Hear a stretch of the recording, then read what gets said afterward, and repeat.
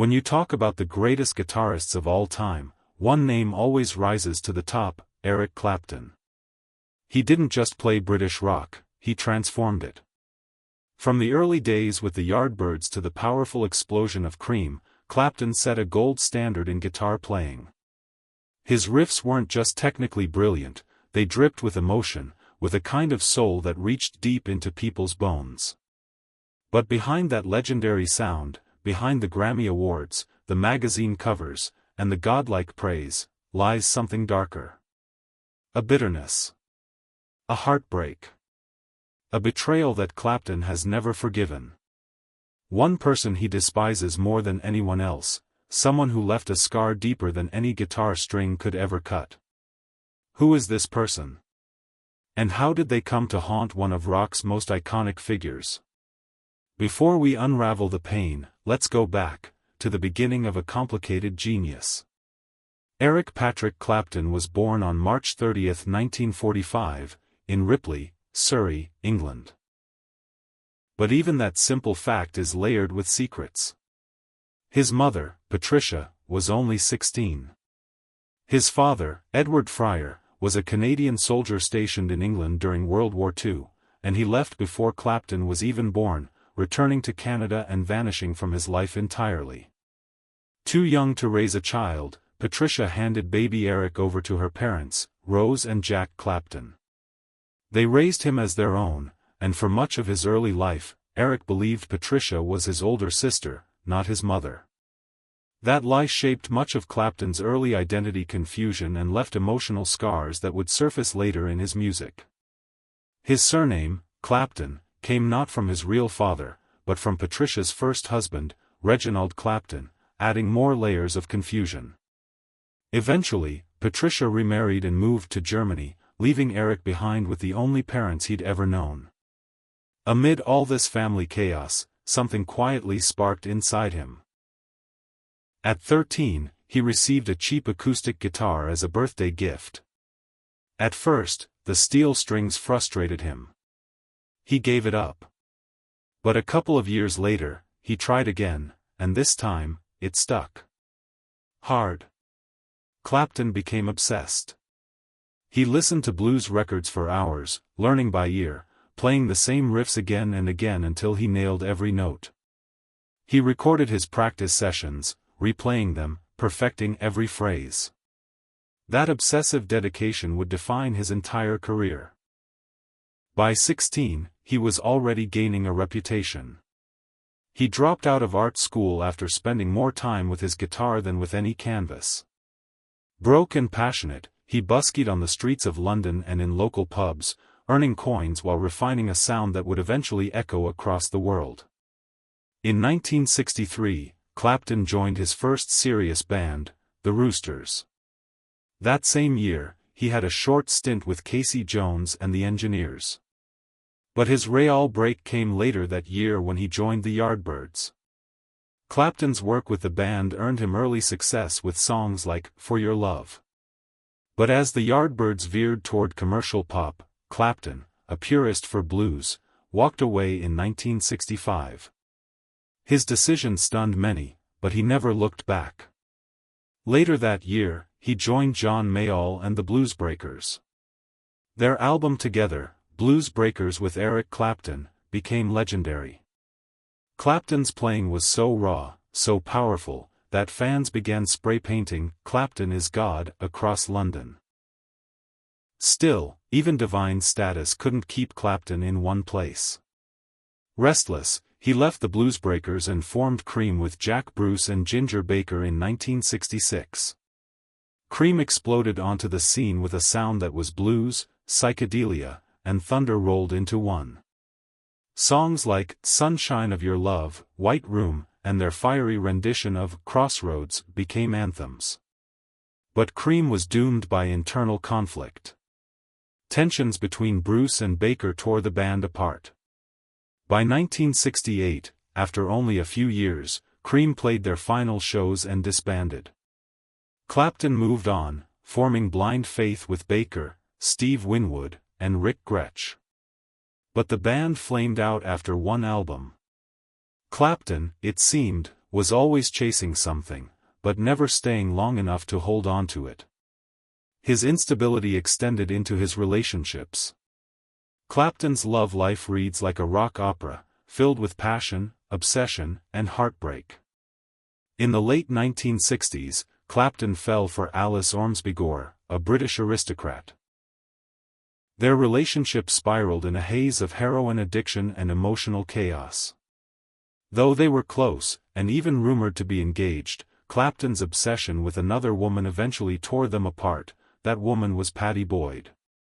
Pattie was the wife of Clapton's best friend, George Harrison of the Beatles.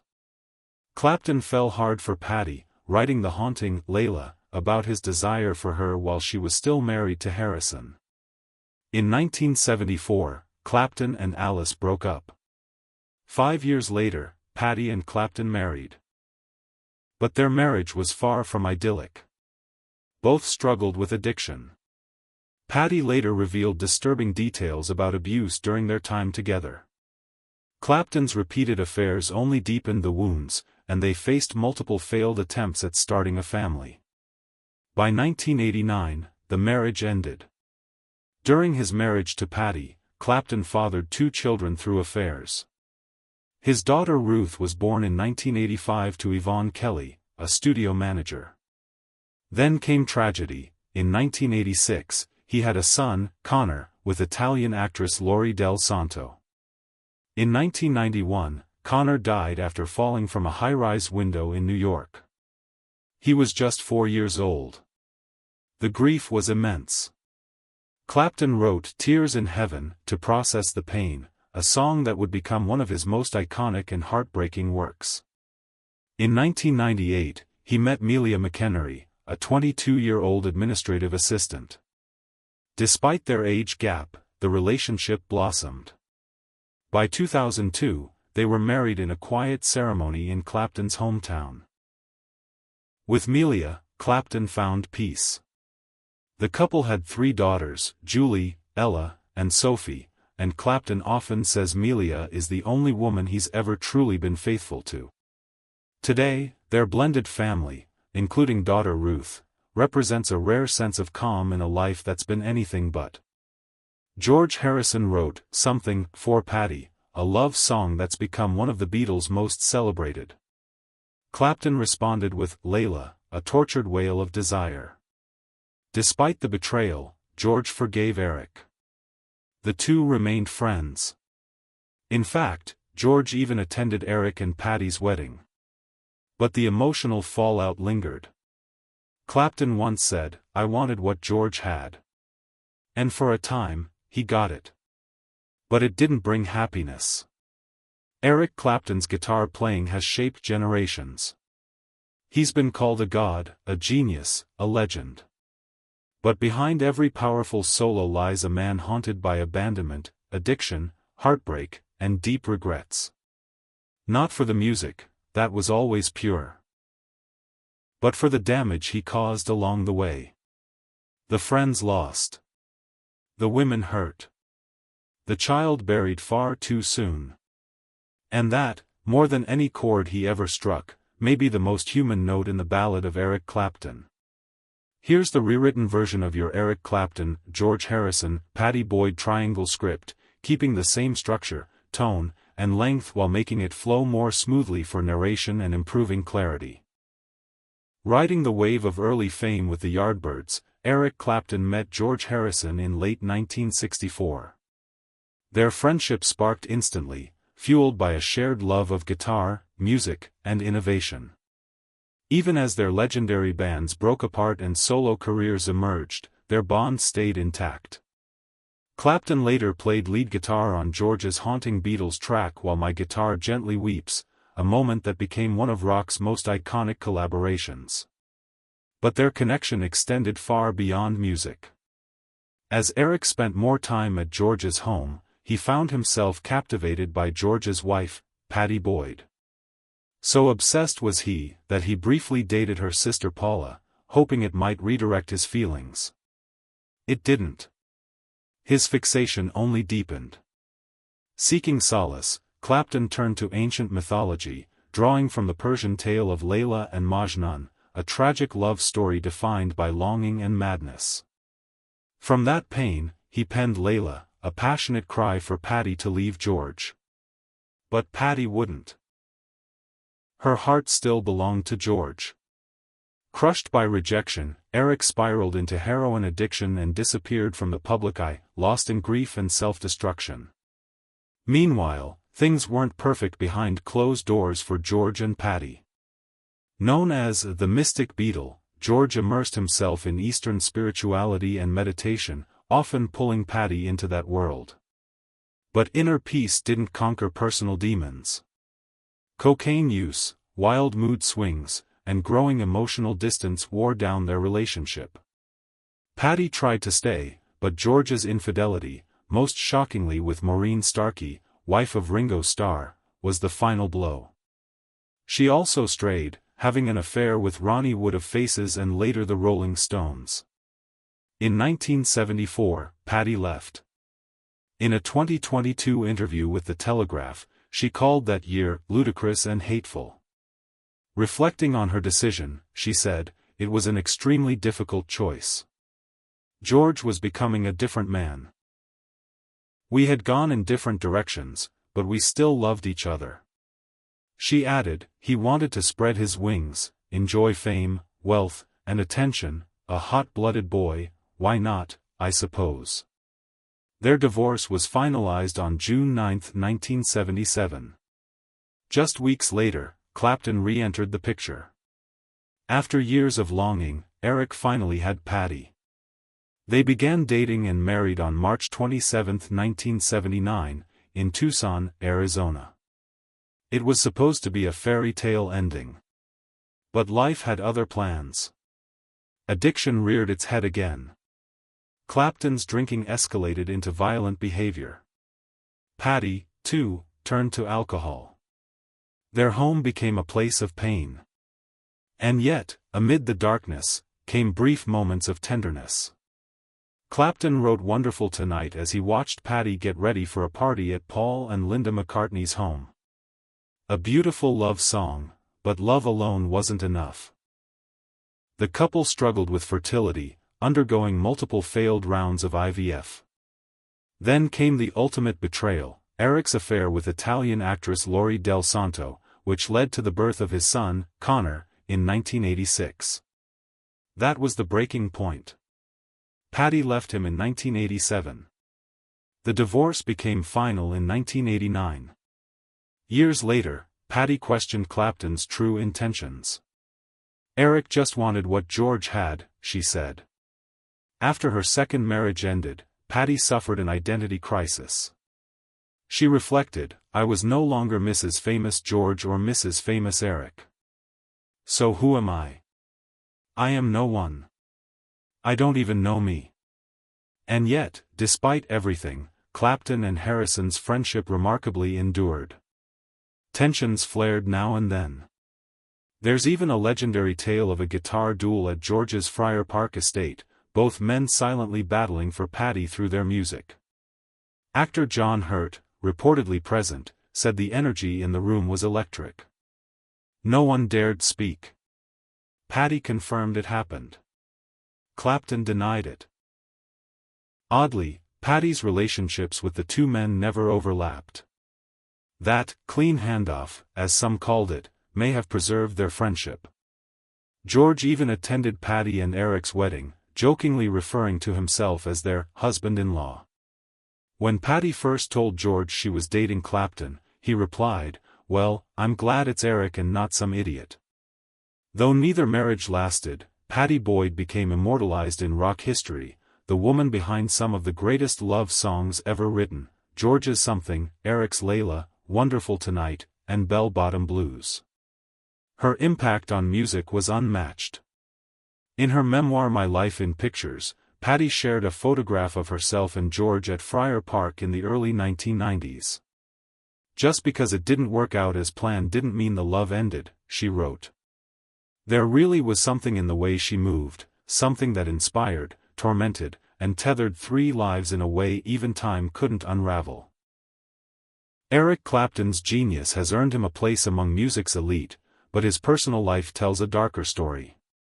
In a brutally honest interview with the Sunday Times, Clapton confessed that his substance abuse during the 1980s led to abusive behavior, particularly toward Pattie Boyd. He admitted to having forced sex with her during their marriage, believing at the time it was his right. Looking back, he acknowledged he was terrifying to those closest to him. Friends and loved ones walked on eggshells, never knowing whether he'd come home laughing or smashing furniture. Despite leaving George to be with Eric, Pattie soon found herself in an even more volatile situation. Their marriage crumbled under the weight of his addiction. Even at the height of his fame, Clapton revealed he felt hollow inside, trapped by expectations, haunted by depression, and driven to question his very identity. If he needed drugs or alcohol to create, he wondered, was he even meant to be an artist? Today, Clapton is devoted to helping others recover. He founded the Crossroads Center in Antigua, a drug and alcohol rehab facility. To support the center, he auctioned off 150 of his guitars, many historic pieces. His prized 1956 Fender Stratocaster Brownie, the guitar behind Layla, sold for nearly $500,000. He said he was ready to give it all up, because this cause, saving lives, gave his life meaning. Clapton moved to Antigua in 1991, shortly after the most devastating moment of his life, the death of his 4-year-old son, Connor.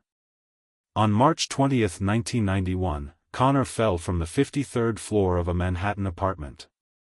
A janitor had left a window open. Clapton had been staying nearby and was planning to take Connor to the Central Park Zoo that morning. Instead, he received the call that shattered his world. Laurie Del Santo was screaming on the other end, "He's gone." In a later interview, Clapton said it didn't feel real.